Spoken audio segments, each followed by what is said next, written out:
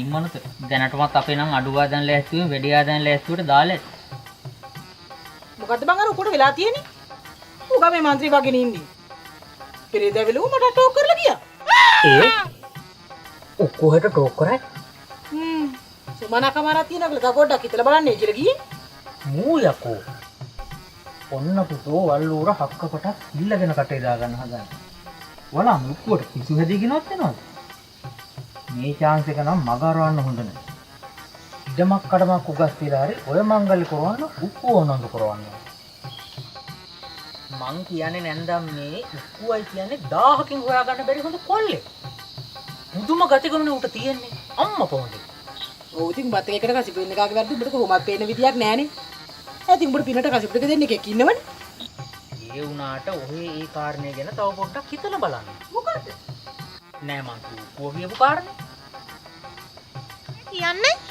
නෑ මං අර කිව්වේ පුතු ඇවිල්ලා ටෝක් කරලා ගිහපු කතාව. ඔන්න ඔය කමිස ගන්නකො. නෑ මං කිව්වේ මිනිස්සුන්ගේ ජීවිතවල විවිධාකාර හැලහැප්පීම් සිද්ධ වෙනවා. ඒ වුණාට ඔක්කොම කියපු ගැන පොඩ්ඩක් හිතලා බලන්න. ඔයයිට මොකක්ද ඒ පාර උනේ? නෑ මිනිස්සෙකුට හරියනවා නම් අපි මේ විදිහට වෙනස් වෙන්න එපා. උකුන් අයියා ඔහෙගේ හිත වෙනස් කෙරුවයි? ඔහෙ මේ පාර උකුන් ලොකට ඡන්ද දෙනවා. ඡන්දේ? ඡන්දේ දෙනවා පයින්. යකෝ අපි මලත් පක්ෂෙන් පිට ඡන්දයක් දෙනවා. අරුට අප ගෑවිලද බං? පොලේ යන්න සල්ලි අරන් එනවා හොඳේ. එදා වේල කන්න නැති එක නෙවෙයි උඹලට තියෙන ප්‍රශ්නේ. එදා වේල බොන්න නැති එක. කන්න නැත්තම් මේකේ තියෙන මඤ්ඤොක පඳුරක් කොස් ගෙඩියක් පොල් ගෙඩියක් එළවලු ටිකක් කඩන් යන්න එපා කියලා නෑනේ මං. කොහොමත් උඹලා කඩන් යනවනේ. ඇවිල්ලා මේකේ තියෙන වැඩපලක් හොයලා බලලා කරලා උඹලට ඕන දෙයක් කඩන් පරියල්ලා.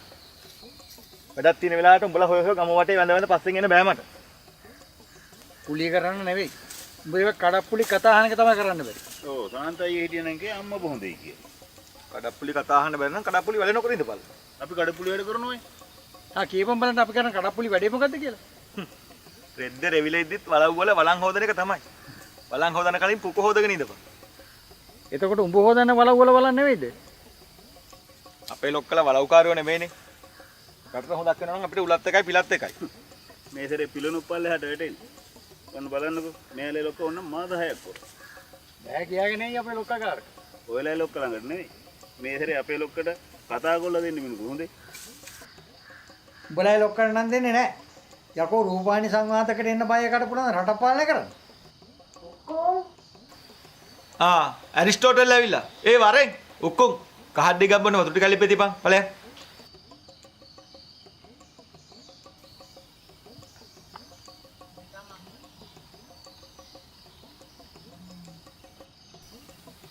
නේ ෂෝක්මලි. උඹලා ආණ්ඩුව ආවට පස්සේ එකම එක හොඳ දෙයක් සිද්ධ වෙන්නේ. හොඳ මොකද්ද? මොකෝ උඹලා ලොක්කලා පවුලේ උන් දේශපාලනේ සමුගන්න යනවයි. අනේ සාදු. බලු කපුරු දානයක් දෙන්න ඕන ලබන පොයේ. දේශපාලන මගුලන් නෙවෙයි. අන්නරයක කතා දෙයක් ගැන හිතේ තියන් ඉන්නවා. අර එකයි කිව්වේ. කවුද කිව්ව උක්කුව? මොකක්? උක්කුවා. උට ජීවත් වුණා ඇති කියලා හිතිලද? වැටේ කියන්නේ ඒක නෙවෙයිනෝ. කාටද දන්නවද හිත ගිහින් තියෙන්නේ? කාටේ වසන්තිද? වාසන්තිකන් තාව කමන්නේ නැහැ කියාපන්කෝ. කවුද යකෝ ඌට හිත යන්නේ මේක මේ ඉන්න ගෑනේ? ඒකනේ බං. කවුරුණක් කමන්නේ ජයමංගලම් කියලා එකෙන්ම සපෝට් එකක් දෙමු හොඳේ. ඔව් අනිවාර්යයෙන්ම. ඉඩමක් කඩමක් උගස් කියලා කමන්නේ මේ මංගල නම් කරන්නම ඕන. අනික මිනිස්සෙක් වුණා සන්තෝෂෙන් ඉන්න ඕනේ කියලා නියමයක් නැහැ නේද? හරි ඉතින් කියාවක කවුද ඔය ගෑණි කියන්නේ? කවුද බං ඔය ගෑණි? පිට කවුරුවක්වත් නෙවෙයි. අපේ නැන්දම තමයි. මොකක්? කුසුම නැන්දා? උගේ මුලේ නරක කියන්නේ මොනවද බං? හත්තිලව්. ඉතින් උකුම් කිව්වේ උඹට ඔය ගැන? නෑ නෑ උක්කුව මට කිව්වේ නෑ. ඕකෝ කියන ලැජ්ජාව ඇත්තේ. පෙරේදමයි මන් නැති වෙලාව අපේ ගෙදර ගිහලා අපේ නැන්දමට ටෝක් කළා නෙමෙයි. කවුද මේ උක්කුව? උක්කුව තමයි. යමන්කෝ ගිහිල්ලා ඔකගෙන් අහන්න. පොඩ්ඩක් කලබල වෙනවා හිටපන්කෝ. ඕකෝ කියන ලැජ්ජාව ඇත්තේ. මිනිස්සෙකුට ඉතින් ආදරයක් ඇති වෙනකොට වෙලාවක් කලාවක් වයසක් නෑවක් නැහැනෝ. ඕකට නෑකම් කියන බැරි ප්‍රශ්නේ ඇත්තේ. ඒ කියන්නේ උකුම් උඹේ මාමණ්ඩි වෙන්න යන්නේ. කියන්නේ උඹේ මාමණ්ඩි උඹට වැඩිය බාලයි. එතකොට මුන්ට දරුවන්ලා හම්බුණා. දරු බල්ලෝ හම්බුණාම ඉතින් වසන්තිගේ මල්ලිනෝ. ඒ කියන්නේ මුගේ මස්සිනා. අඩෝ. උඹේ මස්සිනා එතකොට උඹේ ළමයින්ට වැඩිය බාලයි.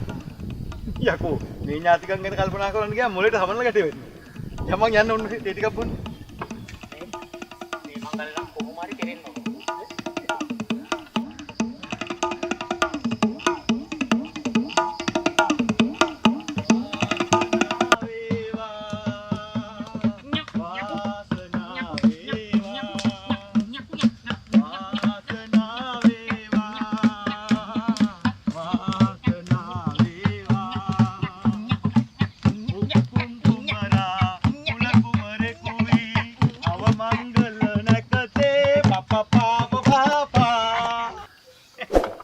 ඒ ඔක්කොම දැන් ඉතින් ඔහොම හිටියා ඇති කියලා හිතෙන්නේ නැතේ. ඕක ඉතින් අද ඊයේ හිතෙච්ච දෙයක්. දැන් මම හිටිය වැඩි වගේ. අන්න බලහන්කෝ. දැන් නේ ඔබට ඔක තේරෙන්නේ. නෑ උක්කු. මං දන්න උඹ හිතේ තියෙන දේ. මිනිහෙක් වුණාම ඉතින් පිළිවෙලක් වෙන්න ඕන තමයි. ඒක ඇත්ත. ඒ කිව්වේ නෑ උක්කු. මම ඔබට ඕන සපෝට් එකක් දෙනවා. හරි? මට කියහන්. උඹ ඉතින් මගේ ළඟින්ම හිටපු එකානේ. නෑ ඉතින් මං දන්න උඹ හිතේ තියෙන දේ. මගේ හිතේ තියෙන දේ. ඔව් අනිවාර්යයෙන්ම මම බොක්කින් සපෝට් එකක් දෙන්න හොඳේ. එහෙනම් ඔහෙට අද රැට එක මට පොඩි සපෝට් එකක් දෙන්න. අද රැට යකෝ මූට පුදුම ආදේශයක් නේ තියෙන්නේ. ඒකනේ. ඕක කරනවා නම් අද රැම කරන්න ඕන.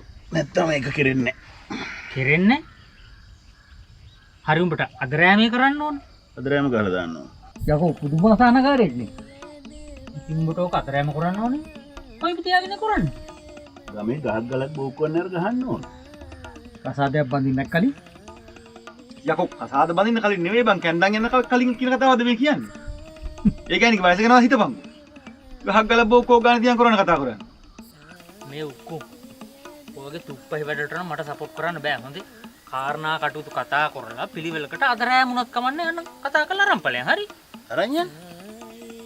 මොකද අරන් යන්න? ඔන්න ඕකනේ. දැන් ඉතින් ලැජ්ජ වෙන්න දෙයක් නැහැ.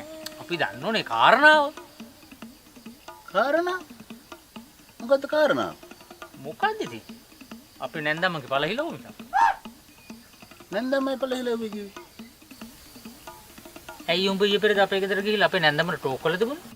ඔව් ඉතින් අන්න ඒකනේ. ඔබ මේ ඊයේ පෙරේද කුසුම ඇඳලා ටෝක් කරලා අද රෑම ගමේ ගහක් ගලක් ගන්න යන හදන්නේ. යකෝ මම මේ ගමේ ගහක් ගලක් ගන්න ගහමුකේ පෝස්ටර්. හරි එතකොට උඹ අපේ ගෙදර ගිහිල්ලා අපේ නැන්දමට ටෝක් කරේ නැතේ? ටෝක් කරේ නැතේ කිව්වේ නෑනේ. ආ එයාට අපේ පක්ෂයට ඡන්දෙ දෙන්න බැරි නම් නිකන් ඉන්නේ කියන්නේ. නෑ උක්කු මෙහෙමයි හොඳේ. මිනිහෙකුට ගෑණියෙකුට හිත ගියාම ඒ ගෑණි ඡන්ද දෙන පක්ෂේ බලන්න එපා. ගෑණි? මොන ගෑණියෙක්?